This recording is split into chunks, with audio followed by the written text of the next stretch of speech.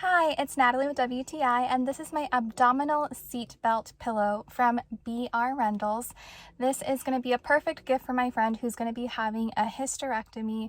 I find this product really useful because sometimes we tend to forget that after surgery we have to get into a car and the seatbelt can be really painful on your incision.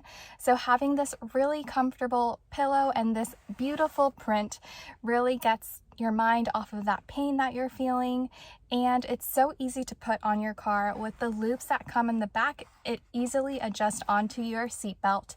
I even like that not only if you're having a hysterectomy, even if you're suffering from breast cancer and you're going to have surgery, you can even put it on the upper part of your seatbelt. That way it can protect any area that was affected in surgery. Even if you're having breast augmentation or reduction, this is the perfect item. But not only is it good for the car, you can even put an ice pack inside of it to help with any swelling and to alleviate pain from surgery.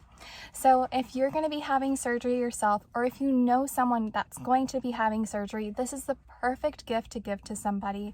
It's really going to help make their day and help make them feel better. So definitely check out this abdominal seatbelt cover from BNRendles. That's my point of view.